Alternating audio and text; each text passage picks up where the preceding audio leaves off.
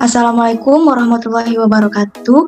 Kami dari kelompok 2A yang akan memaparkan materi presentasi yang berjudul Master Plan Sumber Daya Air Permukiman Lahan Basah Tanjung Steko. Adapun dosen pengampu mata kuliah lahan basah yaitu yang pertama Ibu Dwi Septiawati SKM MKM, yang kedua ada Profesor Dr. Yuanita Bindusari SSI MSI, yang ketiga yaitu ada Ibu Imelda Garnauli Purba SKM MKes. Next.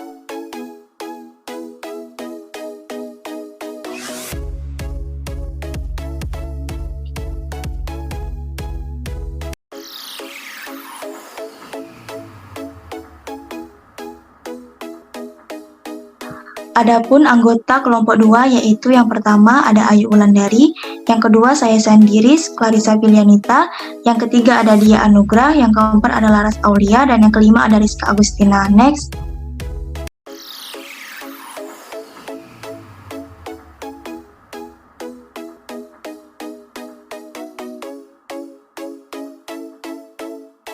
Baiklah, pada slide pertama ini yang akan dipaparkan oleh Dia Anugrah. Kepada Dia, silakan. Baik, terima kasih moderator. Lahan basah atau wetland adalah wilayah-wilayah di mana tanahnya jenuh dengan air baik bersifat permanen ataupun musiman. Wetland memiliki kandungan air yang tinggi dan termasuk lahan subur. Ciri dan karakteristik utama lahan basah adalah muka air yang dangkal, dekat dengan permukaan tanah, serta memiliki vegetasi khas. Di kawasan lahan basah, air merupakan faktor utama yang mengendalikan lingkungan maupun tumbuhan dan satwa yang berasosiasi di dalamnya. Next.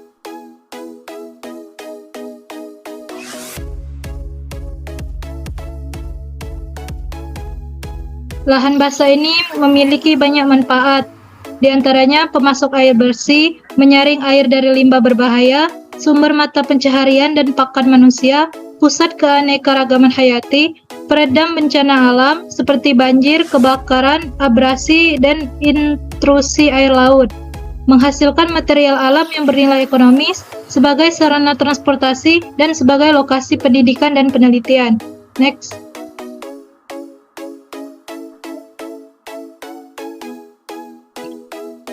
Kondisi lahan basah di Indonesia.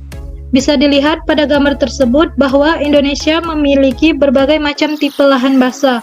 Untuk luas lahan saat ini, kebanyakan luas lahan berkurang dari luas lahan yang sebelumnya, dan hanya beberapa hektar lahan yang dilindungi.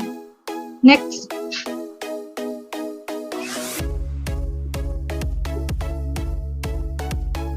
Karakteristik letak dan kondisi lahan.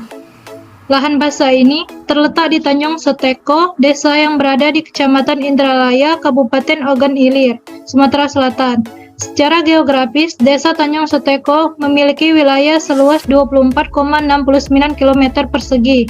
Pembagian luas desa tersebut 46,6 km rawa-rawa, lahan perkebunan 7 km, lahan persawahan 6 km, dan lahan permukiman 9 km. Adapun batas desa Tanjung Steko secara administratif adalah yang pertama desa Muara Penimbung di perbatasan sebelah utara, Kelurahan Indralaya Raya, Indralaya Indah, dan Indralaya Mulia di perbatasan sebelah selatan, lalu Sakatiga di perbatasan sebelah timur, dan desa Pelem Raya serta Kelurahan Timbangan di perbatasan sebelah barat.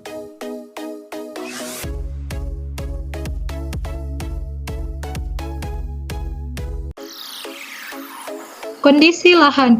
Desa ini memiliki banyak hamparan lahan kosong yang ditutupi oleh rerumputan pendek yang hijau dengan sebagian besar lahan tergenang oleh air.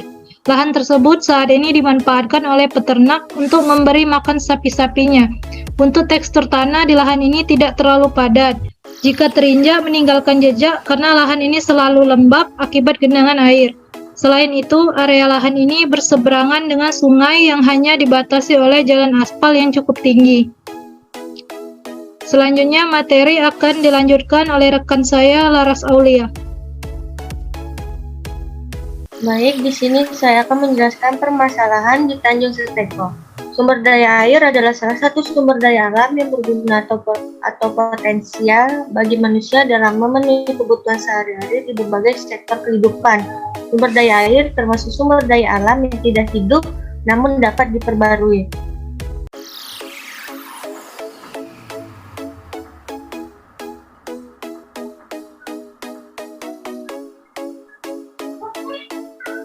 Adapun masalah di Tanjung Seteko ini, yang pertama belum menemukan penyelesaian masalah sumber daya air di wilayah ini. Yang kedua, kondisi Tanjung Seteko berupa lahan basah sehingga tiap musim hujan terendam air dan penting memerlukan tahan banjir. Yang ketiga, kondisi lingkungan sebagian masih alami sehingga sering dijumpai hewan liar seperti kerbau, ular, biawak yang dapat mengganggu penghuni.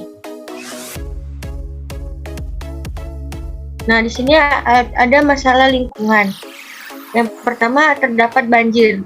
Bencana banjir merupakan salah satu bencana alam yang sering terjadi di Indonesia.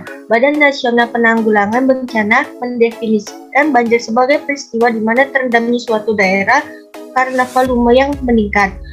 Penyebab utama terjadi banjir adalah curah hujan yang tinggi, terutama saat puncak bulan basah, kurangnya perencanaan dan pemeliharaan sistem drainase yang baik, hingga tidak sesuai pemanfaatan lahan sesuai rencana tata ruang juga dapat menjadi penyebab terjadinya banjir. Berbeda dengan penyebab banjir pada umumnya, bencana banjir di Tanjung Seteko, Provinsi Palembang terjadi akibat karakteristik lahan basah.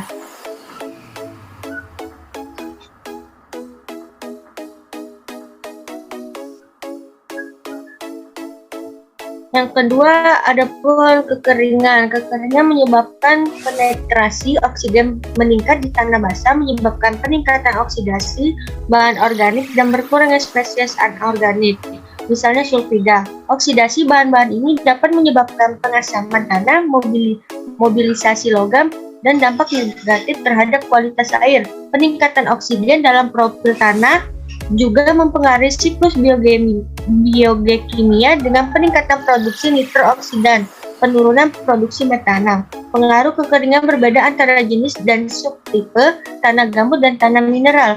Tanah basah mengalami transformasi kronologis utama dan perubahan biogekimia dalam perubahan lingkungan yang terjadi sebelum, selama dan setelah kondisi kekeringan. Kondisi air yaitu subaqueous, jenuh tak jenuh, dan jenuh kembali juga memainkan peran utama dalam transformasi tanah kronologis.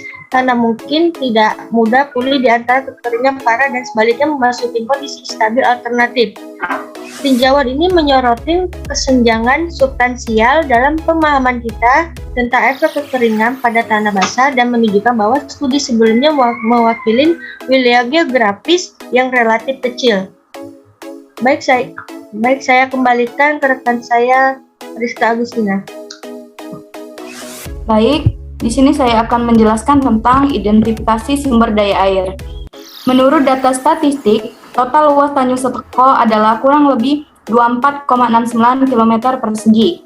Terdapat satu sungai di daerah sekitar, yaitu Sungai Ogan. Lokasi sungai berada di depan pemukiman penduduk dengan daerah pinggiran sungai yang terjal, sehingga jarang ditemukan pemukiman di tepi sungai. Next.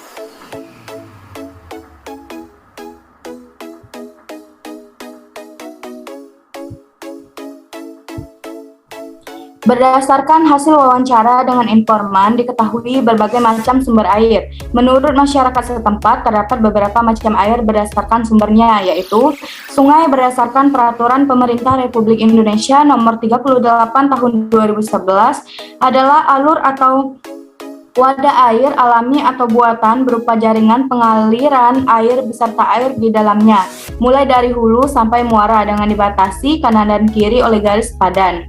Masyarakat setempat melakukan semua aktivitas yang membutuhkan air, dilakukan di sungai seperti mandi, mencuci baju, dan lain sebagainya. Air sungai dibawa pulang menggunakan ember atau jerigen untuk dipakai, memasak, minum, atau disimpan untuk cadangan air yang di dalam kendi. Peruntukan sungai untuk pemenuhan kebutuhan sehari-hari sudah tidak terlalu diandalkan oleh masyarakat. Hal ini dikarenakan kuantitas dan kualitas air yang berubah-ubah seperti air yang sedikit saat musim kemarau namun airnya jernih dan air keruh dengan jumlah yang melimpah saat musim hujan. Perubahan kualitas dan kuantitas air selain dipengaruhi oleh perubahan musim, juga dipengaruhi oleh perubahan siklus air. Siklus air akan berjalan alami dan normal jika kondisi hutan baik sehingga menciptakan keseimbangan ekosistem. Oleh karena itu, bentuk pengelolaan yang dilakukan oleh penduduk Lembang, upaya untuk menjaga daerah resapan air adalah dengan menanam pohon dan mengecor daerah sumber air. Next.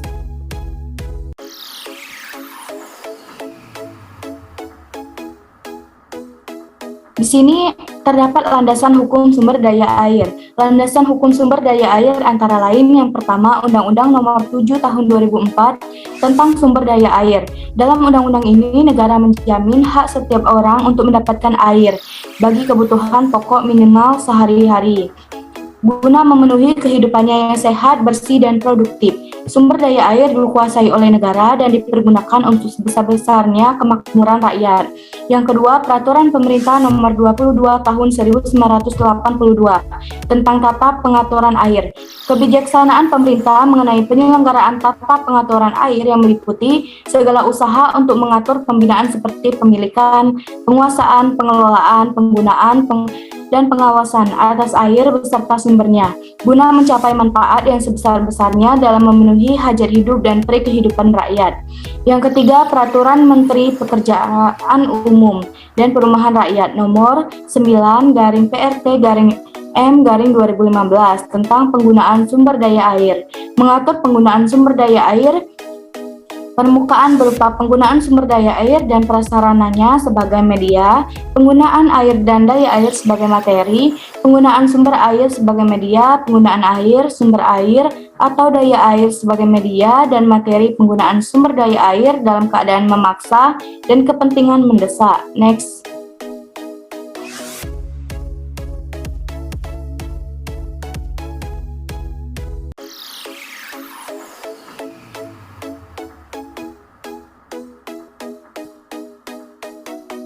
Baik, selanjutnya terdapat master plan pengelolaan sumber daya air. Salah satu sumber daya alam yang substantif dan penting adalah air. Dalam kehidupan sehari-hari, sebagai kebutuhan dasar, air dibutuhkan manusia untuk minum, mandi, dan mencuci. Sedangkan dalam tahapan yang lebih lanjut dapat digunakan untuk irigasi, pembangkitan listrik, industri, dan lain sebagainya. Penyusunan master plan sumber daya air Tanyusa Teko diperlukan dalam upaya untuk memenuhi kebutuhan air, serta eksploitasi air yang berkelanjutan dalam jangka panjang. Langkah yang dilakukan adalah upaya perlindungan dan pemeliharaan, serta rekayasa teknis dalam rangka penyediaan sumber air yang diwujudkan dalam program pembangunan infrastruktur sumber daya air. Next.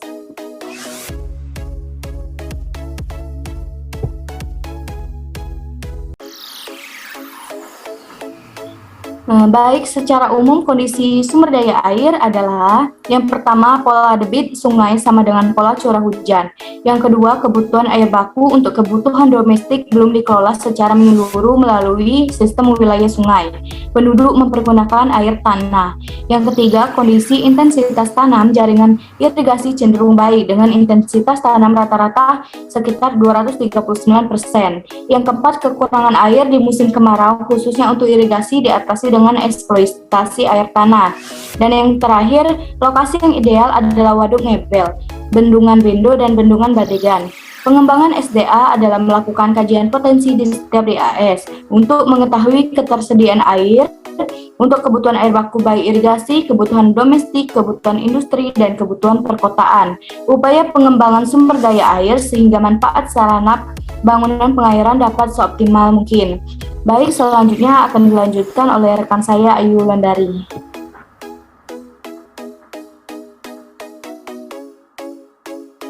Baik, terima kasih untuk master plan teknik pengelolaan air itu sendiri bertujuan untuk mengatur pemanfaatan sumber daya air secara optimal sehingga didapatkan hasil atau produktivitas lahan yang maksimal serta sekaligus mempertahankan pelestarian sumber daya lahan. Nah, salah satu teknik yang bisa dilakukan yaitu dengan membuat parit atau saluran. Tujuannya sendiri itu untuk mengendalikan keberadaan air tanah di lahan basah yang dapat dicapai dengan membuat pintu air atau floodgate yang dapat mengatur tinggi muka air gambut sekaligus menahan air yang keluar dari lahan. Yang kedua yaitu mencuci asam organik dan anorganik serta senyawa lainnya yang bersifat racun terhadap tanaman dan masukkan air segar untuk memberikan oksigen. Yang ketiga adalah memanfaatkan keberadaan air dalam saluran sebagai media budidaya ikan, baik budidaya yang aktif maupun budidaya yang pasif. Yang terakhir adalah sebagai sarana transportasi hasil panen. Selanjutnya ada beberapa teknik pengolahan air yang dapat digunakan untuk di lahan basah seperti itu. Yang pertama adalah sistem parit atau handle di tepi sungai yang tujuannya telah dijelaskan tadi. Yang kedua itu sistem saluran model garpu di lahan parut.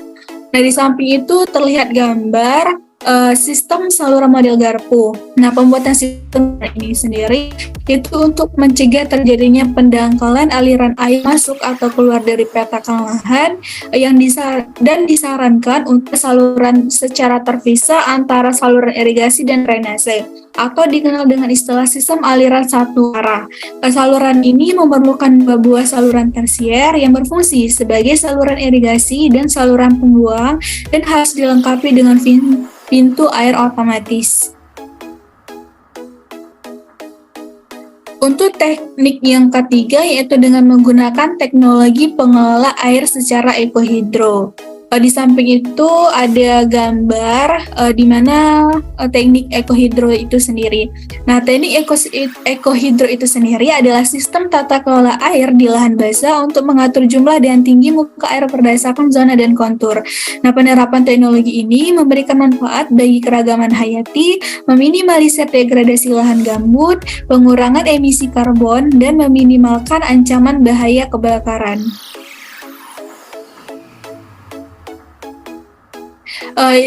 Berikut ini adalah pintu air otomatis. Gambar pintu air otomatis untuk gambar air itu sendiri itu tampak samping pintu air otomatis atau floodgate. Di situ ada kondisi pintu waktu pasang dan kondisi pintu yang waktu surutnya. Untuk gambar B itu sendiri itu tampak depan air otomatis atau floodgate.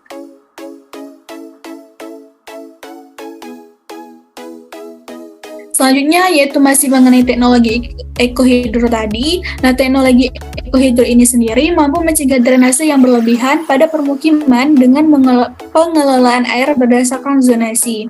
Nah, pengaturan muka air tanah ini dilakukan dengan cara melalui hydro buffer di antara tanaman pokok dan kawasan lindung. Nah, ketinggian air ini diatur mendekati permukaan kawasan lindung, kemudian diturunkan secara bertahap di areal hydro buffer dan dikeluarkan untuk kebutuhan. Nah, setiap perubahan ketinggian muka air di antara selang kontur atau gradient ini dibangun bendungan atau biasa disebut dengan dam untuk mengatur dan menjaga ketinggian muka air tanah. Bendungan dengan saluran pelimpah berfungsi seperti pintu air otomatis yang akan melimpahkan kelebihan air pada musim penghujan dan mempertahankan air saat musim kemarau. Mungkin itu saja yang bisa kami jelaskan. Selanjutnya kami kembalikan ke moderator. Baik, terima kasih. Pada slide ini dijelaskan kesimpulan. Ada banyak jumlah dan jenis lahan basah yang ada di Indonesia, dan salah satunya di Provinsi Sumatera Selatan. Desa Tanjung Suteko, Kabupaten Ogan Ilir merupakan salah satu desa berupa lahan basah karena dikelilingi oleh sungai dan rawa-rawa. Maka dari itu, tidak heran jika masyarakat setempat memanfaatkan lahan basah tersebut untuk keperluan sehari-hari. Salah satunya adalah menjadi sumber daya air. Sumber daya air merupakan kebutuhan primer yang harus terpenuhi pada suatu permukiman. Sumber air yang digunakan oleh Desa Tanjung Suteko berasal dari air sungai dan sumur. Namun, seiring berjalannya waktu, PDAM akan memasuki desa ini dan menjadi salah satu sumber daya air masyarakat setempat. Dalam pengelolaan potensial lahan basah, khususnya pada sumber daya airnya, ada 3 langkah yang bisa dilakukan, yaitu dengan sistem parit atau handle di tepi sungai, sistem saluran model garpu di lahan pasang surut, dan dan menggunakan teknologi pengolahan ekohidro. 3 langkah ini dilakukan agar pemenuhan sumber daya air masyarakat menyeluruh dan tercukupi. Next.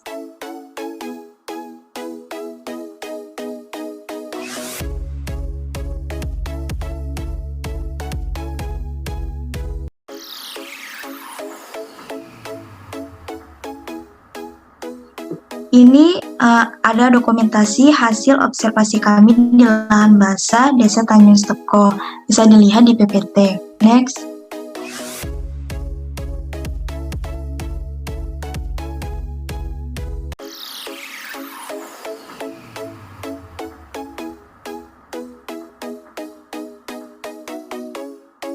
Selanjutnya, ini referensi yang kami gunakan. Saya selaku moderator dan teman-teman sekalian, terima kasih atas perhatian yang telah diberikan kepada kelompok kami. Mohon maaf atas kekurangan dan kesalahan dalam materi dan penyampaian. Kami akhiri. Wassalamualaikum warahmatullahi wabarakatuh.